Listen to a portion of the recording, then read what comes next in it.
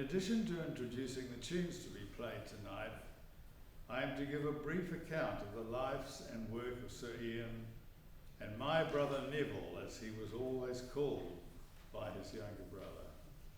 So much so that with the passage of time, pipers here and in Scotland always referred to Neville as my brother Neville. They were born and raised in Waipawa in Hawke's Bay. It was Neville who first sought piping lessons from William Harvey, a piper in the neighbouring township of Weber. Neville from a young age had a passion for all things Scottish, inherited from his father, also Neville Mackay, who was a lawyer and accountant in Waipawa. Ian was a dedicated student from a young age. An amusing example of the sharp mind which would bring Ian to the top of the legal profession was recounted by his son John here tonight at Ian's funeral. Ian, as a young child, had begun correspondence with a professor of astronomy here at Victoria University. The professor wrote, assuming Ian would be enrolling in one of his classes in the following year. Ian's mother felt it necessary to intervene to advise the professor, "Do you realise you have been corresponding with an 11-year-old boy?" When Ian won a scholarship to St Pat's College in Silverstream, Neville Senior decided both sons should attend. Neville took his pipes, joined the Hutt Valley Pipe Band and began teaching Ian to play. Ian's enthusiasm and prodigious memory soon became evident.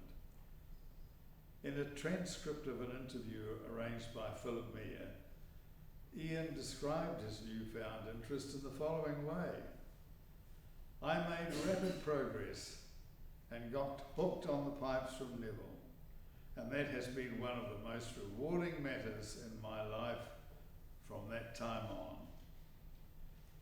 The brothers took over the school workshop at St Pat's for practices, encouraged by the woodwork teacher who had served in the HLI, Highland Light Infantry.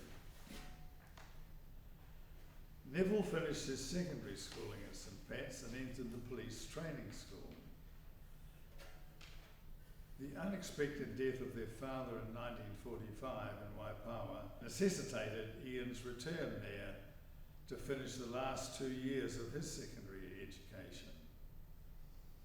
In 1946 he came to Wellington to study law. He joined the City of Wellington Pipe Band, led by Alan Guild, from whom he received encouragement and some formal tuition. Thanks to the influence of Brother Neville, however, Ian had adopted firm ideas as to what was appropriate music to be played on the great Highland bagpipe. When the band, playing at a parade in the Botanical Gardens in Wellington, announced its intention to play the hopscotch polka, Ian ignored the instruction and kept his pipes firmly on his hip in the non-playing position. Meanwhile, Neville graduated from the police college and took up various police postings throughout New Zealand. He began correspondence with Archibald Campbell of Kilberry, one of the leading figures in the Pibroch Society in Scotland, seeking guidance on various Pibroch conventions, such as the correct timing and the playing of cadences in Keel Moor. In 1949, Neville realised his dream by working his passage on a ship bound for England. Immediately on arrival in London, he found the telephone number in the directory of Pipe Major J.B. Robertson of the Scots Guards, a leading army piper. Neville called and introduced himself. Man of great initiative, Neville Mackay. J.B. suggested Neville go to Scotland and seek tuition from the famous piper John MacDonald of Inverness. 3 years later, Ian would complete his law degree and follow his brother Neville to Scotland. A man of great personal charm, Neville. He had become a lodger in the household of John MacDonald in Inverness.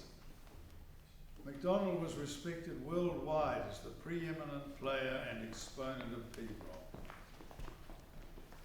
It is unlikely that Neville heard him actually play the pipes, as he was by then frail and not in good health. He continued teaching, however, using a practice chanter and singing the tunes of cantarock, the mouth music by which the great tunes had been passed on before the days of printed scores and tape recorders.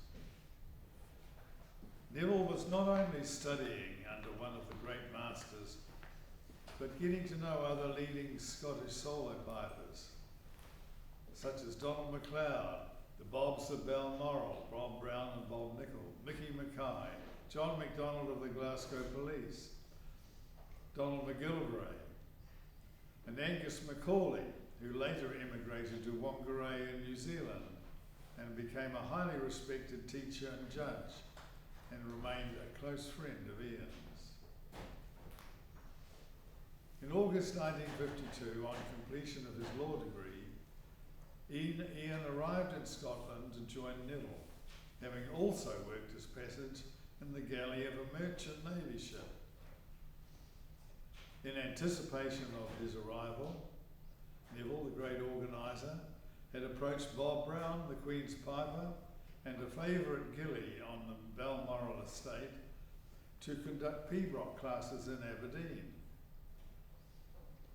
Neville also recruited pupils, including, in addition to Neville and Ian, Donald Morrison and Neil McKechnie and other prominent pipers, also pleased to attend classes under Brown, who was MacDonald's preeminent pupil. Ian spent less than a year in Scotland, but with the help of Neville, crammed an amazing amount of piping experience into that time, including the Brown classes, numerous Highland games, piping ceilidhs, and meeting the leading soloists, teachers and administrators, such as Sheriff Grant of Rothiemocus, president of the Pibroch Society in Scotland. Neville recounted an amusing experience when he entered a hotel in the Highlands and ordered a whisky. When he asked for water, one of a group of crofters at the bar observed, "This is not a time for cleanliness." Ian returned to New Zealand in 1953 and commenced his legal career, becoming a partner in the law firm of Swan Davies and Mackay. Neville returned later and rejoined the police. Encouraged by Neil McPhee, Ian began conducting pibroch classes during the winter months in the back room of McPhee's Highland Outfitters shop in Torrey Street, Wellington. When Neville returned from Scotland, and the classes were for a short time run by him. But as his work entailed a large amount of travel, Ian recommenced as tutor. Pupils were recruited by Neil and usually averaged 6 to 8. Pibroch techniques such as Crimliths, echo beats, the hiharan and other movements were taught with the aid of a practice chanter, but once mastered, pupils were expected to sing the tunes, soon developing their own cantarock or mouth music, which best conveyed the subtleties of pibroch expression. These classes continued each winter from 1954 until 1982, a period of 28 years, moving on the shift of McPhee's shop to Ian's home in Karori. What an incredible achievement and continuity. Neville and Ian obtained sponsorship from the Pibroch Society in Scotland to the formation of a New Zealand society. This included the use of the Scottish medal die for the casting of a New Zealand gold medal for presentation at the annual society competitions, and a solid silver piper statuette to be held by the winner until the next competition. Ian's legal skills were also employed to draft a New Zealand constitution and register as an incorporated society, which was achieved in 1957. The brothers approached the organisers of every solo piping competition in the country, asking that they include a Pibroch event in their competition, carrying the highest prizes, and the McKay's guaranteed a sufficient entry to justify that status. And the enthusiasm for Pibroch in New Zealand today it justifies exactly that. Another contribution was Ian's book, The Art of Pibroch. It's a good read, and there are some copies available. And a copy of that was given to each pupil in the Wellington class. It was first published in 1966. Neville returned to England around 1960 as head of personnel with BOAC, and did not come back to New Zealand before his death in 2001. Ian, by this time Sir Ian, as a senior judge of the New Zealand Court of Appeal, and following a stellar legal career, passed in 2014. Their contribution to the development of Pibroch has been immense. Their pupils, of whom I am proud to be one, have achieved the highest honours in piping worldwide.